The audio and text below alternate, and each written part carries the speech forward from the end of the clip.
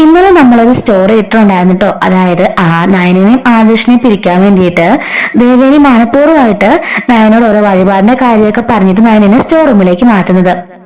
അപ്പൊ അതിന്റെ ബാക്കി വീഡിയോ ഇടുമെന്ന് വെച്ച് ഒരുപാട് പേര് കമന്റ് ചെയ്തിട്ടുണ്ടായിരുന്നു കേട്ടോ. അപ്പൊ അതിന്റെ ഒരു ഇതുകൊണ്ടാണ് നമ്മൾ ഈ വീഡിയോ അപ്ലോഡ് ചെയ്യുന്നത്.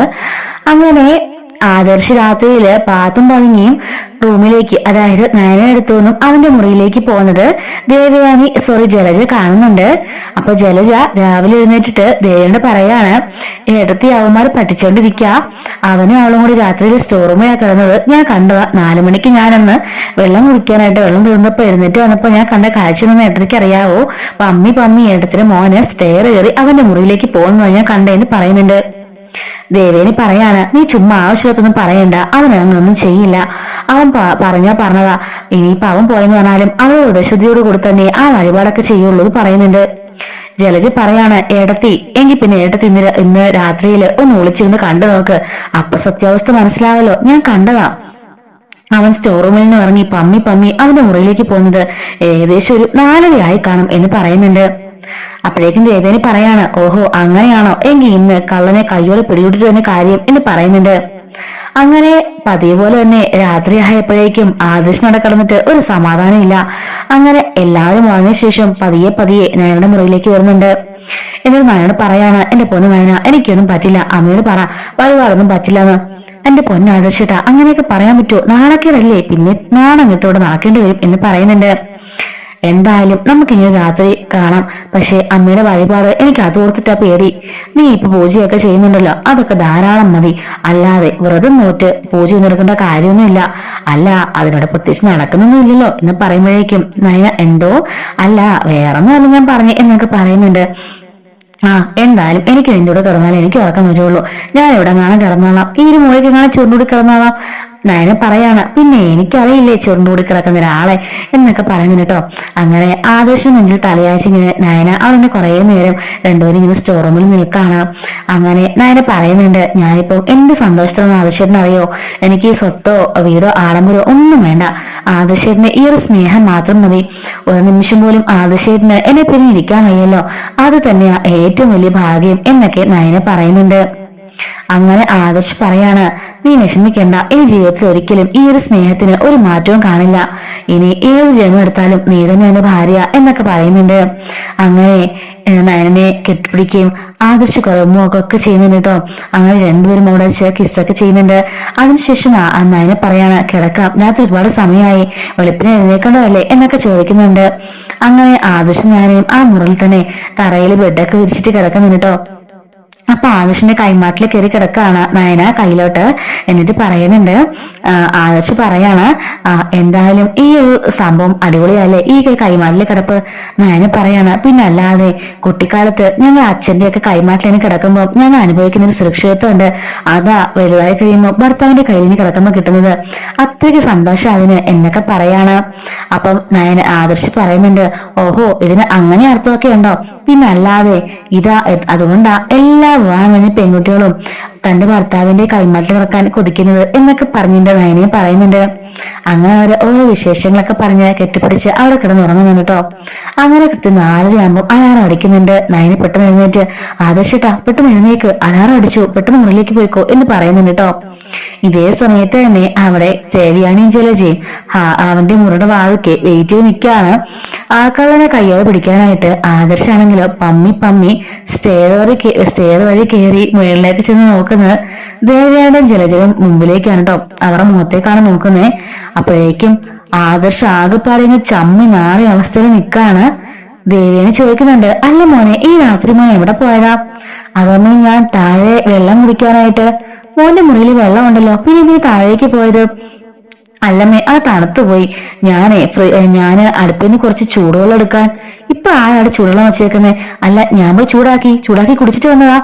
ഓഹോ, അല്ല മോൻ നയയുടെ മുറിയിലേക്ക് പോകുന്നോട് തോന്നിയല്ലോ. ഇല്ലില്ല, ഞാൻ അങ്ങോട്ട് പോയില്ല, അവള് വ്രതം നോക്കുകയല്ലേ, അതുകൊണ്ട് ഞാൻ ആ സൈഡിലേക്കേ പോയിട്ടില്ല. ദേവേനി പറയുന്നുണ്ട്, 3 മണി മുതല് ഞാനും ജലജയും ഇവിടെ തന്നെ നിൽക്കുന്നുണ്ട്. രാത്രിയിൽ ഞങ്ങൾ വന്ന് രാത്രി നീ കടന്നു പോയതിനു ശേഷം ഏകദേശം ഒരു 11 മണിയായപ്പോ ഞാൻ ഈ മുറി ഒന്ന് ചെക്ക് ചെയ്താ, അപ്പൊ നീ ഇവിടെ ഉണ്ടായിരുന്നില്ല. കഥവും ലോക്ക് ചെയ്ത് നീ താഴേക്ക് പോയിട്ടുണ്ടായിരുന്നു. പിന്നെ ഞങ്ങൾ വന്ന് നോക്കിയത് ദാ ഈ ഒരു 3:30 മണി സമയമായപ്പോഴാ. അപ്പോഴും നീ ഇവിടെ ഇല്ല. പമ്മി അവളുടെ സ്റ്റോർ റൂമിന്റെ വാതിൽ തുറന്നിറങ്ങിയതെന്നൊക്കെ ഞാൻ കണ്ടു എന്നും പറഞ്ഞ് ദേവയാനി ദേഷ്യപ്പെടുന്നുണ്ട്. അപ്പോഴേക്കും ആദർശ് അത് അമ്മയെന്ന് പറയുമ്പോ വേണ്ട, ഒന്നും പറയണ്ട, നീയും അവളും കൂടെ എന്നെ പറ്റിക്കായിരുന്നല്ലേ എന്ന് ചോദിക്കുന്നുണ്ട്. അപ്പോഴേക്കും ആദർശ് പറയാണ്, അമ്മേ അങ്ങനെ ഇതിനെ കരുതേണ്ട കാര്യമില്ല, വേറൊന്നുമല്ല, എനിക്കിപ്പോ നയനില്ലാതെ കട്ടിലെ കിടന്ന് ഉറക്കം വരത്തില്ല, അതുകൊണ്ട് ഞാന് അവളുടെ കൂടെ തറയിൽ പോയി കിടന്നാന്ന് പറയുന്നുണ്ട്. ജലജ പറയാണ്, കണ്ടില്ലേ ഏട്ടത്തി, രണ്ടുപേരും വ്രതവും വഴിപാടും ഒക്കെ ഞാൻ അപ്പോഴേ പറഞ്ഞല്ലേ രണ്ടും കള്ളത്തിലും കാണിക്കാന്ന്. എന്നിട്ട് ഏട്ടത്തി വിശ്വസിച്ചില്ലല്ലോ. ഏട്ടത്തിക്ക് ഏട്ടത്തിന് മോനല്ലാന്ന് വിശ്വാസം. ഇപ്പൊ എങ്ങനെയുണ്ട് എന്ന് ചോദിക്കാണ്. ദേവേനി പറയുന്നുണ്ട്, കേട്ടല്ലോ, എല്ലാവരും മുമ്പില് എന്നെ നാണം നിർത്തിയപ്പോ നിനക്ക് സമാധാനമായില്ലേ? ഞാന് വലിയ അഭിമാനിച്ചിരിക്കായിരുന്നു എന്റെ മോൻ ഞാൻ പറഞ്ഞ അനുസരിക്കുള്ളൂ, അങ്ങനെ എങ്ങനെയൊക്കെ. ഇപ്പൊ നിനക്ക് സമാധാനമായല്ലോ അല്ലെ എന്നൊക്കെ ചോദിച്ച് ദേവയാനി ദേഷ്യപ്പെടുന്നുണ്ട്. അമ്മേ അങ്ങനെ ദേഷ്യപ്പെടേണ്ട കാര്യമല്ലോ ഇതിനുണ്ടോ? ഞാൻ എന്റെ ഭാര്യയല്ലേ, എനിക്കവളെ മിസ് ചെയ്യാണ്. അമ്മ തന്നെ പല പ്രാവശ്യം പറഞ്ഞിട്ടില്ലേ അച്ഛൻ ബിസിനസ് ടൂറിനൊക്കെ പോകുമ്പോ അമ്മയ്ക്ക് ഉറക്കം വരാറില്ലെന്ന്. എത്ര രാത്രി അമ്മ ആ ഹാളിലെ സെറ്റിലൊന്നും ഇരുന്നിട്ടുണ്ട്. അതേ അവസ്ഥ തന്നെ അമ്മേ എനിക്കും നയനയ്ക്ക്. ഇപ്പം നയനെ ഉറങ്ങാറില്ല, ഞാനും ഉറങ്ങിയില്ല. അന്നങ്ങനെ രാത്രിയിൽ ഏകദേശം 12 മണിയൊക്കെ ആയപ്പോഴാണ് ഞാൻ അവളുടെ അടുത്തേക്ക് ചെന്നത്. ഇന്നലെ എനിക്ക് ഉറക്കമേ വരുന്നില്ലമ്മേ. ഞാൻ ഉറങ്ങാതിരുന്നാൽ എങ്ങനെ ഓഫീസിലേക്കൊക്കെ പോകും. അതുകൊണ്ട് നയനില്ല, എനിക്ക് ഉറങ്ങാൻ പറ്റില്ല. അമ്മയുടെ വഴിപാടൊക്കെ എനിക്ക് മനസ്സിലാവുന്നുണ്ട്, ഞങ്ങളെ മാറ്റിക്കിടത്താനുള്ള വഴിപാടൊക്കെ അല്ലേ.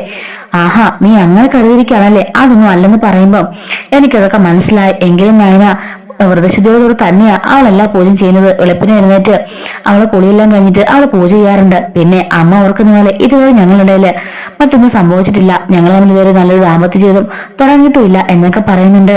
അപ്പോഴേക്കും ജലജയും ദേവൻ ഇങ്ങനെ ഞെട്ടലോടെ നോക്കുന്നുണ്ട്.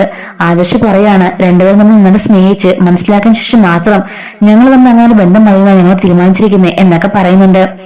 ഇനി എനിക്കൊന്നും പറയാനില്ല. നയൻ എന്തായാലും ഇന്ന് രാത്രി മുതൽ പഴയതുപോലെ എന്റെ കൂടെ തന്നെ എന്റെ മുറിലായിരിക്കും കിടക്കുക എന്നും പറഞ്ഞിട്ട് ആദർശ് കയറി ഡോർ അടയ്ക്കുന്നുണ്ട്. ആദർശിട്ട് സമാധാനമായെന്നും പറഞ്ഞിട്ട് ആദർശ് പോയി കിടക്കുന്നുണ്ട് കേട്ടോ. അപ്പോഴേക്കും ദേവയാനി ജലജോട് പറയുന്നുണ്ട്, കേട്ടില്ലേടി, നീ അല്ലേ പറഞ്ഞത് ഉടനെ മുത്തശ്ശിയാൻ തയ്യാറായിക്കെന്നൊക്കെ. ഇപ്പൊ അവൻ പറഞ്ഞതേ കേട്ടില്ലേ? അവർ തമ്മിൽ അങ്ങനെ യാതൊരു ബന്ധവും ഇല്ല. ഏട്ടത്തി, അതൊക്കെ അവൻ ചുമ്മാ പറയുന്നതാ. മതി, എനിക്ക് മനസ്സിലായി. അവന്റെ പറച്ചില് സത്യമാണോ കള്ളത്തിലാണെന്നൊക്കെ മനസ്സിലാക്കാനൊക്കെ എനിക്കറിയാം. അവൻ മാറിക്കിടക്കാന്ന് പറഞ്ഞപ്പോ തന്നെ എനിക്ക് ചില ഡൗട്ട് അടിച്ചതാ. പിന്നെ നീ പറഞ്ഞപ്പം എനിക്കത് വിശ്വാസമായി. അതുകൊണ്ടാണ് ഞാനിന്ന് അവനെ കയ്യോടെ പിഴുകാൻ ഇവിടെ നിന്നത് എന്നൊക്കെ ദേവേനി പറയുന്നുണ്ട്. എന്നിട്ട് പറയാണ്, എന്തായാലും അവർ ഒരുമിച്ച് ഇറങ്ങട്ടെ, രണ്ടുപേരും മനസ്സിലാക്കി സ്നേഹിച്ചു കഴിഞ്ഞിട്ടല്ലേ ദാമ്പത്യ ജീവിതമൊക്കെ തുടങ്ങുള്ളൂ എന്ന് പറഞ്ഞത്. അപ്പോഴേക്കും ഞാൻ അതിന്റെ ഭാഗ്യക്കാര്യം നോക്കിക്കോളാം. അതിനു മുമ്പ് രണ്ടിനും തമ്മിൽ തെറ്റിക്കാനുള്ള വഴിയൊക്കെ എന്റെ കയ്യിലുണ്ട് എന്ന് ദേവേനി പറയുന്നുണ്ട് കേട്ടോ. അങ്ങനെ ദേവേനിയും ജലജയും അവിടുന്ന് പോയി കിടന്നുറങ്ങുന്നുണ്ട്. ഈ സമയത്ത് ആദർശ് ഞാൻ ഫോണിലേക്ക് വിളിച്ച് പറയാണ്, എല്ലാം പാളിപ്പോയി. ജലജാപ്പച്ചിയും അമ്മയും ഇതുപോലെ അവിടെ നിൽപ്പുണ്ടായിരുന്നു. അങ്ങനെ ആകെപ്പാടെ കൊളവായ കാര്യമൊക്കെ ആദർശ് നയനോട് പറയുന്നുണ്ട്. അങ്ങനെ നയന അവിടെ എല്ലാം ക്ലീൻ ചെയ്ത് അവിടെ പായെല്ലാം മടക്കി വെച്ചതിന് ശേഷം കുളിച്ച് പൂജാമുറിൽ കയറുന്നുണ്ട്. അപ്പോഴേക്കും ദേവേനൻ ചോദിക്കാണ്, അല്ല പൂജയുടെ കാര്യം വഴിപാടിനാരൊക്കെ എങ്ങനായി? അതെല്ലാം നടക്കുന്നുണ്ടമ്മേ എന്നിങ്ങനെ നയനെ പറയുമ്പോ, വേണ്ട, എന്നോട് നീ കള്ളത്തൊന്നും പറയണ്ട. ആദർശ് താഴേക്ക് വന്ന വിവരമൊക്കെ ഞാൻ കണ്ടിരുന്നു. അവൻ നിന്നോട് പറഞ്ഞു കാണൂല്ലോ അല്ലേ എന്നൊക്കെ പറയുമ്പം നയന മിണ്ടാതിരിക്കാൻ കേട്ടോ തലമുറിച്ച് നിൽക്കാണ്. അപ്പൊ ഇതിന്റെ ബാക്കി സ്റ്റോറി ഒന്ന് ഉടനെ അപ്ലോഡ് ചെയ്യുന്നതായിരിക്കും. മിസ്സാവാതിരിക്കാൻ ചാനൽ ഒന്ന് സബ്സ്ക്രൈബ് സപ്പോർട്ട് ചെയ്യണേ. Thanks for watching.